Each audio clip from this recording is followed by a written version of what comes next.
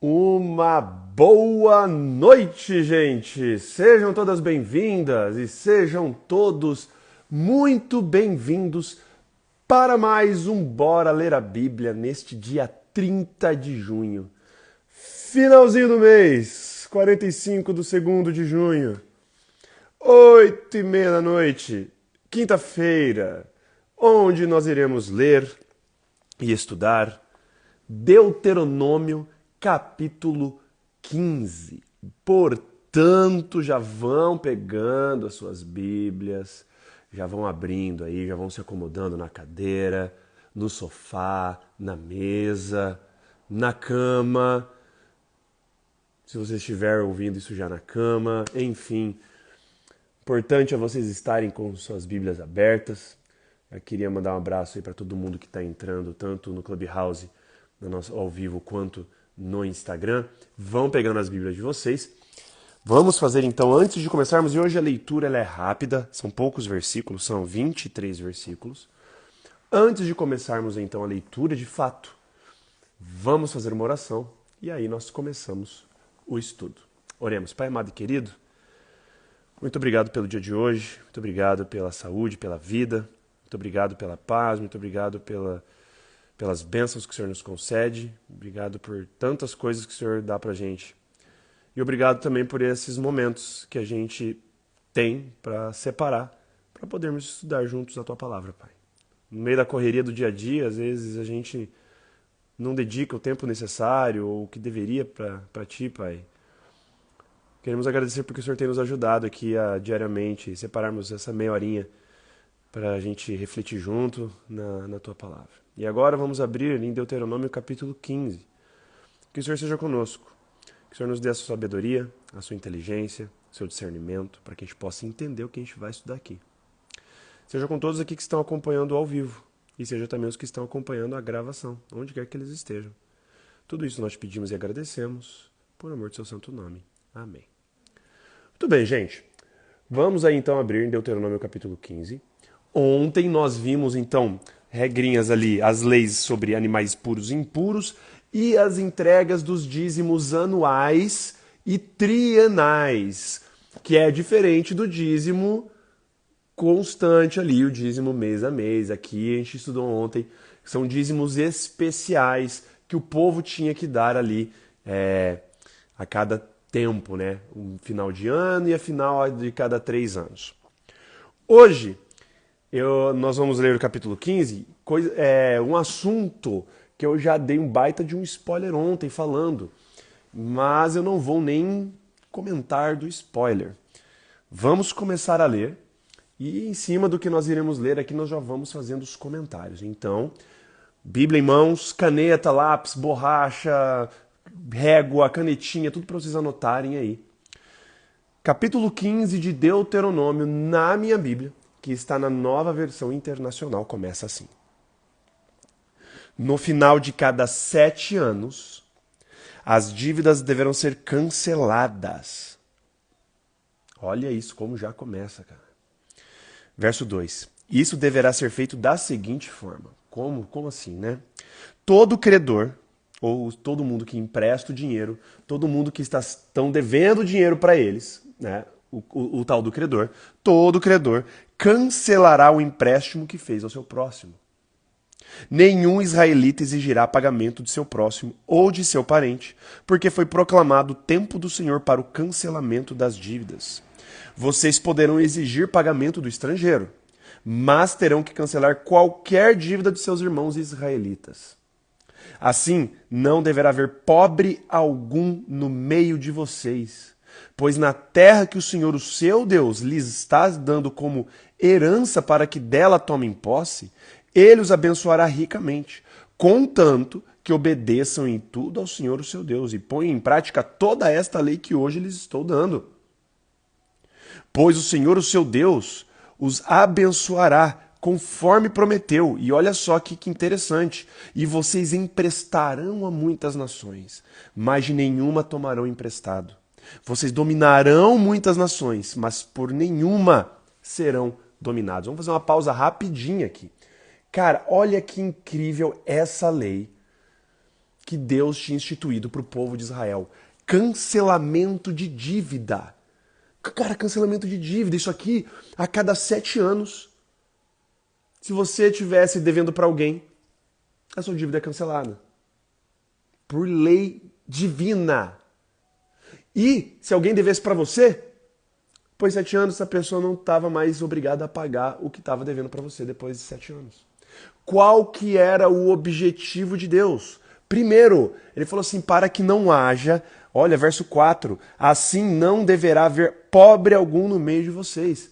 Não era para ter essa desigualdade, não era para ver essa exploração. Pessoas que emprestavam ali a juros altíssimos e que saberia que essa pessoa vai ficar devendo para mim a vida inteira, eu vou atolar ela de juros, de coisas. Porque a cada 7 anos as dívidas eram canceladas. Deus aqui, ele era muito, muito sábio, né? E ele já saberia das tretas e, enfim, de como que é o coração humano ganancioso. E ele já instituiu por lei o cancelamento de dívidas. Imagina se isso fosse vigente nos dias de hoje.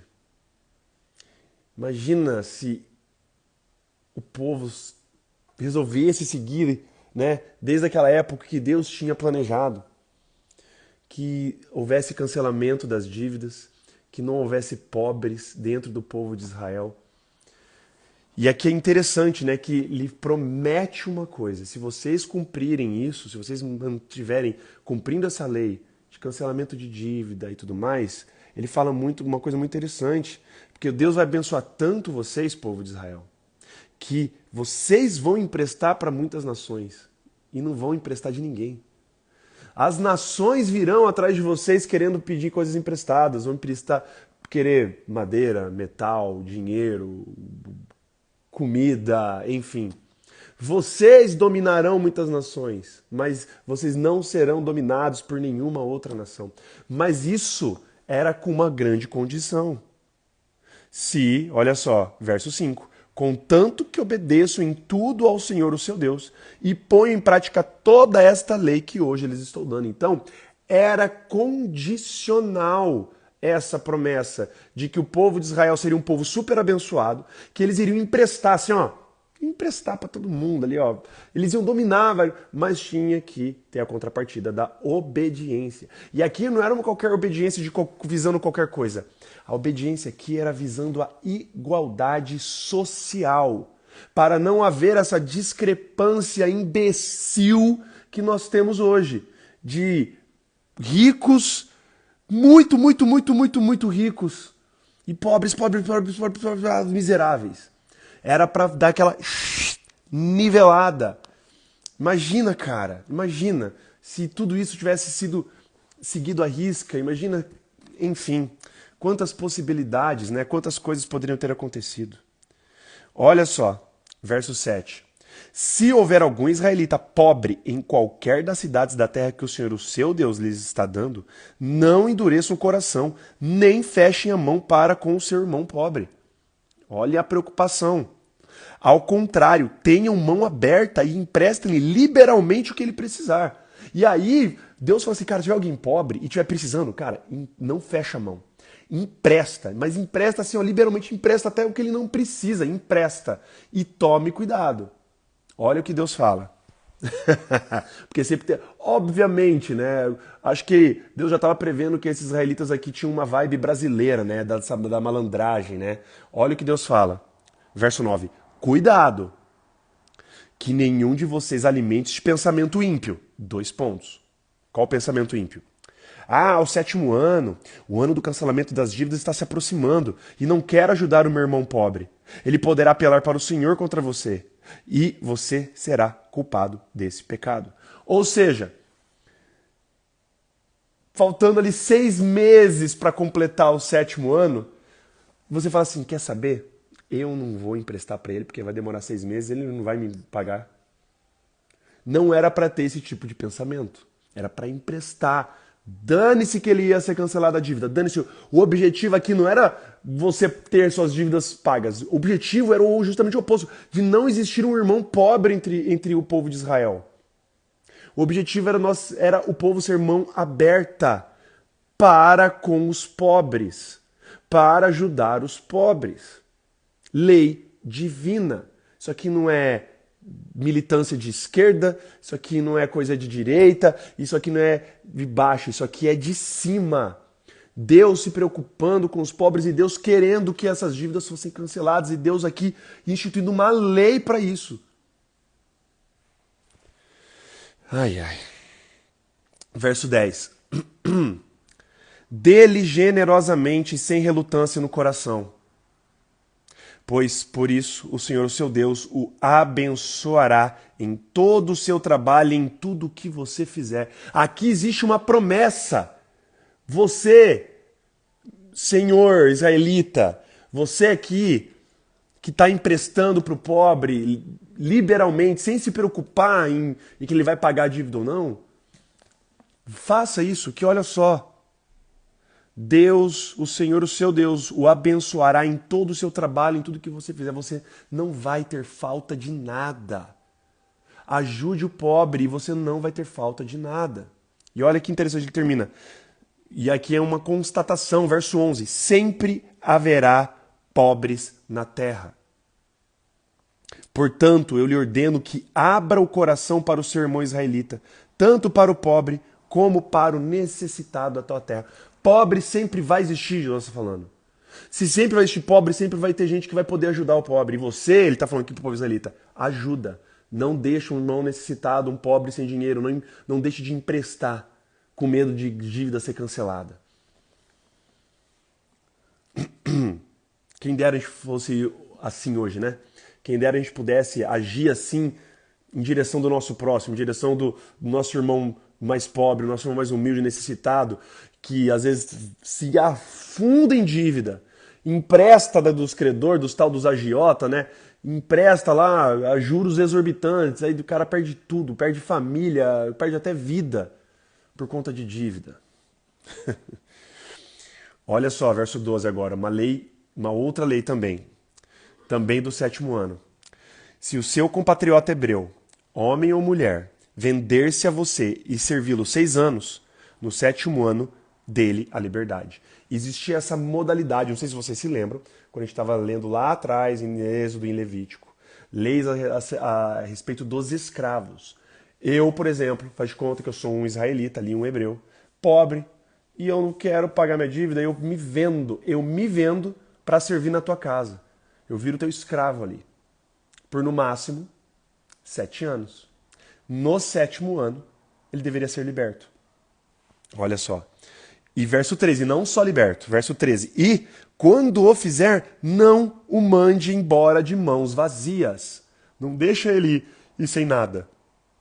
Dele com generosidade dos animais do seu rebanho e do produto da sua eira e do seu tanque de prensar uvas. Dele conforme a bênção que o Senhor, o seu Deus, tem lhe dado. Lembre-se de que você foi escravo no Egito e que o Senhor, o seu Deus, o redimiu. É por isso que hoje ele deu essa ordem. Ou seja, gente, olha como que a lógica de Deus é completamente invertida da lógica do mundo.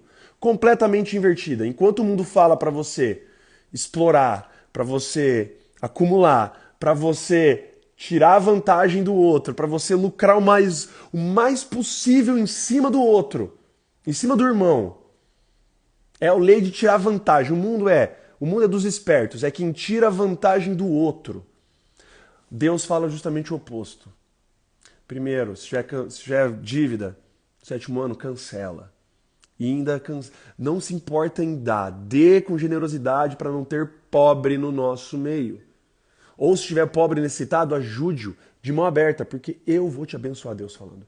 E segundo, se existe algum escravo entre vocês que se vendeu, depois de 6 anos, no 7º ano, liberta ele. E não liberta ele só de libertar. Ainda dá um monte de gado, um monte de cabeça de ovelha ali, coisa, comida, não deixa ele ir de mãos abanando. Ai, ai. Mas existe uma condição, porque às vezes a pessoa que se vendia, ela se afeiçoava tanto ao dono, ao senhor da casa, que ele não queria sair da casa. Ele queria ficar lá para sempre. Ele queria servir para sempre, mesmo ele podendo ter a possibilidade de vazar. Ele podia, enfim, não sei administrar, por algum motivo ele queria ficar. Verso 16. Mas se o seu escravo lhe disser que não quer deixá-lo, porque ama você e sua família e não tem falta de nada, então apanhe um furador de orelha e fura a orelha dele contra a porta, e ele se tornará seu escravo para o resto da vida. Faça o mesmo com a sua escrava. Olha que interessante. A pessoa ali, ela se vendia para sempre. Tinha uma marca, ela furava a orelha como uma marca de posse e ela ficaria ali para sempre dentro da casa do senhor dela. Escolha própria, não era obrigado. Pelo contrário, o normal era o cancelamento das dívidas de tudo a cada 7 anos. Verso 18. Continuando, né? Faça o mesmo com a sua escrava. Verso 18. Não se sinta prejudicado ao libertar seu escravo, pois o serviço que ele prestou a você nesses 6 anos custou a metade do serviço de um trabalhador contratado. Ou seja, você lucrou muito. Se você estivesse fazendo o mesmo serviço com um cara que foi contratado, pago para fazer aquilo, você ia gastar o dobro. Então não reclama, você saiu no lucro. Além disso, o Senhor, o seu Deus, o abençoará em tudo que você fizer. Mais uma vez a promessa de que o Senhor ia abençoar em tudo. Siga a ordem, só siga, não questiona. Eu, Deus, estou falando para você, mas eu vou ficar no prejuízo. Não vai ficar no prejuízo, Deus está falando. Eu vou te abençoar, eu, Deus, eu que te libertei do Egito, quando você era escravo. Eu estou te prometendo que não vai faltar nada. Não se preocupa. Terminando agora os últimos versos. Verso 19 fala: separe para o Senhor, o seu Deus, todo o primeiro macho de todos os seus rebanhos. Não use a primeira cria das suas vacas para trabalhar, nem tosqueie a primeira cria das suas ovelhas. Todo ano você e sua família as comerão na presença do Senhor, o seu Deus, no local que ele escolher. Se o animal tiver defeito, ou for manco, ou cego, ou tiver qualquer outro defeito grave, você não poderá sacrificá-lo ao Senhor, o seu Deus. Não podia ter esses defeitos. Comam na cidade onde estiver morando. Tanto o cerimonialmente impuro quanto o puro o comerão, como se come a carne da gazela ou do veado, mas não poderá comer o sangue. Derrame-o no chão, como se fosse água. E aqui, uma regrinha no final sobre as primeiras crias, né? Os primogênitos do rebanho. E uma coisa triste que a gente vai ver lá na frente, em Malaquias, Miqueias, Zacarias, que uma das grandes queixas desses profetas era que os sacerdotes já estavam aqui, ó, nem aí, servia de sacrifício um cordeirinho manco, sem um olho, com defeito, assim, ó, eles não estavam mais prestando atenção mais pra nada, eles não estavam nem aí. Tipo assim, a gente vê a degradação, a gente vê aqui, em Deuteronômio, o plano. Deus tem um plano. Ele estabelece esse plano. Me obedeçam. Só me obedeçam, não questiona, não fica perguntando por quê, não tenta ficar tentando encontrar razão, ou tentar uma coisa. Só me obedece. Aí o povo, você vê a degradação do povo de Israel. Até quando chega no final cronologicamente no final do Antigo Testamento, você vê a decadência moral do povo, a decadência de tudo isso que a gente está lendo aqui agora, vocês vão ver lá pra frente como que eles vão fazer exatamente o oposto de tudo que Deus está falando. O oposto. Começa a explorar os pobres, começa a perseguir eles, enfim, sistema de sacrifício não tá nem aí também, oferecendo qualquer animal, cara, eles fazem justamente... Cara, como o ser humano é, né? Deus pede e muitas vezes a gente faz o oposto. Isso é da nossa natureza, cara. É a nossa natureza pecaminosa puxando a gente para baixo. Que a gente possa orar para Deus, para que Ele habite em nós, para que através dele nós façamos a vontade dele, porque por nós mesmos nós não queremos fazer a vontade de Deus. É o Espírito Santo que habita em nós, que nos ajuda e nos possibilita fazer a vontade dele. Porque por nós mesmos a gente vai acabar no sal, igual o povo de Israel. Tanta possibilidade, tanta potência, tanta possibilidade desperdiçada simplesmente porque não obedeciam. E quantas vezes nós hoje mesmo desperdiçamos tantas bênçãos simplesmente porque a gente não obedece. Simplesmente porque a gente não confia em Deus. A gente fala, né, do povo de Israel, a gente fala dele, mas a gente age igualzinho. O que está faltando pra gente, será? Será que está faltando mais leitura da palavra? Será que está faltando mais oração? Será que está faltando mais a gente ter esse relacionamento com o próximo para a gente enxergar outras realidades e sair do nosso mundinho? O que será que está faltando para a gente realmente fazer o que Deus pede para a gente e parar de questionar de uma vez por todas? Fica aí o pensamento. Deixa eu ver aqui alguns comentários que estão fazendo aqui na live. Conheço pessoas que questionam o fato de Deus permitir a escravidão. A questão da escravidão aqui, note-se, e é uma coisa aqui muito diferente, né? A gente vê isso inclusive lá na frente com os escritos de Paulo também, que existiam escravos. Aqui, os escravos que existiam eram escravos do próprio povo de Israel. E era esse sistema de eles se vendiam. Eles não eram tomados à força. Eles não eram igual aconteceu com as tribos africanas, igual aconteceu com outros lugares em que os povos são raptados, capturados, vendidos, torturados e colocados à força num trabalho que eles não querem fazer. O serviço de escravo no povo de Israel era eu voluntariamente me vendia. Eu doava minha vida para morar com o meu Senhor, para eu quitar alguma dívida, para eu fazer alguma coisa. Então era voluntário e ainda assim tinha esse cancelamento depois de 7 anos. Bem diferente da escravidão como nós conhecemos moderna. Deus nunca incentivou a escravidão. Mas ele sabia que as pessoas trabalhavam nesse sistema. E ele, dentro desse sistema, ainda conseguiu criar um negócio muito louco, né? Que é esse cancelamento, enfim, ajuda aos pobres. É muito interessante. Outra aqui que a Mayara disse, pensando que esse cerimonial remeteria à obra de cruz. Parece que a gente faz com o que Jesus fez hoje em dia, que natureza, né? Nem me fala, Mayara. Nem me fala. Tudo que a gente pensa e tudo que a gente tenta, às vezes, racionalizar da sabedoria de Deus, a Bíblia fala que a sabedoria de Deus é loucura para os homens, né? A gente fica tentando, às vezes, questionar. Que doideira, imagina se alguém chegasse hoje, que doideira. Gente, a cada 6 anos, vamos cancelar a dívida de todos de um país. Imagina esse político hoje, imagina esse governante falando isso. Como que ele seria tratado? Ele seria tratado como um idiota, ele seria tratado como um cara, enfim. Sabedoria de Deus é loucura para os homens, mas que a gente possa, dia após dia, assimilar essa loucura para os homens, essa sabedoria de Deus, e que a gente possa obedecê-lo sem questionar e sem tentar encontrar muitos motivos ou razões. Simplesmente confiar nele. Vamos fazer uma oração?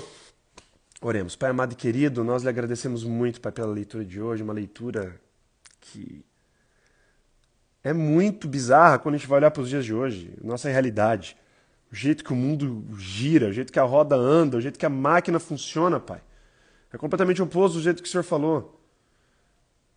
Onde já se viu cancelar dívida e, enfim, pedir para emprestar liberalmente, sem se preocupar se vai receber ou não, porque o Senhor, olha que doideira, né? O Senhor vai abençoar, quem disse, né?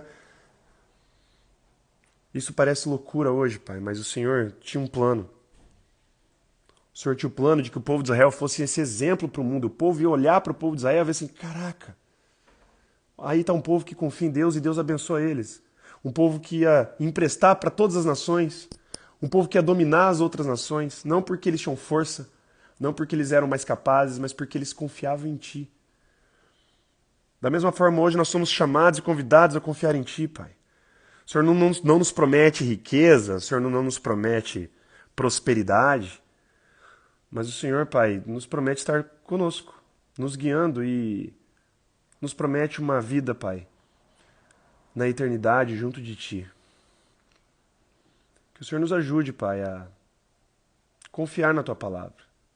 Mesmo quando não fizer muito sentido, e muitas vezes, quando a lógica do céu for contra a lógica desse mundo, Pai, que o Senhor nos ajude a seguir a Tua lógica e não a lógica desse mundo. Vivemos num mundo completamente podre, inundado pelo pecado, onde os valores são completamente opostos ao que o Senhor vem ensinar. Que o Senhor nos ajude a nos manter em pé, firmes na Tua palavra, Pai. Construir a nossa casa na rocha e não na areia. Abençoe a todos que estão aqui acompanhando, Pai, o ao vivo, seja no Clubhouse, seja no Instagram, seja os que estão acompanhando também a gravação no YouTube e no Spotify. Abençoe todas as famílias que estão aqui representadas, com seus desafios, Pai, com seus problemas. Nos dê uma ótima noite de descanso. Perdoe também os nossos pecados e faltas, Pai. Tudo isso te pedimos e agradecemos. Não porque a gente mereça qualquer coisa, porque a gente não merece nada. Mas só pelo Teu sangue derramado na cruz, Pai. É que nós podemos ter certeza que, quando a gente pede perdão, o Senhor nos perdoa, Pai. E é nesse nome que nós oramos. Amém. Valeu, gente. Queria agradecer a presença de todos vocês. Vamos ver aqui quem está ao vivo aqui, acompanhando aqui no Instagram. Um abraço aqui para Amanda, para Ederlândia, para Maiara Pavan, para Ariane, para Bia Macedo. Vamos ver aqui quem está no Clubhouse. Um abraço para a Mariana, minha esposa, que está sempre aqui acompanhando. Para a Natália, para a Ana, a Andréia, o Mário, a Marisa, a Jaque, essa galera que está sempre aqui, a galera fiel do Clubhouse. Um grande abraço para vocês. Um abraço também aí para o Taqueu, que entrou aí aos 45 do segundo tempo. Galera, fazemos isso todos os dias. Eu vou repetir todos os dias. Nós fazemos isso todos os dias, de segunda a sexta, das 8h30 às 9 da noite, sábados, domingos e feriados, das 8h30 às 9 da manhã. Todos os dias lendo um capítulo da Bíblia por vez. Hoje foi Deuteronômio 15, amanhã será Deuteronômio capítulo 16 e assim por diante. Se é a primeira vez que você está entrando e está vendo o que está acontecendo, me adiciona aqui nas redes sociais, me adiciona aqui no Clubhouse, no Instagram, ativa o sino de notificação do meu perfil, coloca lá, tem um sino lá no meu perfil, clica lá para você ser notificado ou notificado toda vez que eu iniciar a live, para você acompanhar ao vivo aqui, ter a chance de comentar, ter a chance de eu responder alguma coisa ao vivo. E caso você perca qualquer ao vivo, né, na correria do dia a dia, a gente sabe que muitas vezes não tem tempo para parar, temos o nosso canal no YouTube, onde eu subo a live do Instagram, e o nosso podcast no Spotify, onde eu subo o áudio. Mais um abraço aí, deixa eu ver para quem mais entrou aqui, enquanto eu estou falando aqui no Instagram. O Dourado, grande abraço pro Dourado. Para também quem mais? Tem pessoas que estão invisíveis para mim aqui, que não aparece o nome. Mas enfim. Gente, uma boa noite para vocês. Deus abençoe então. E até amanhã com o Bora Ler a Bíblia, Deuteronômio capítulo 16. Um grande beijo, um abraço para vocês. Valeus e falous.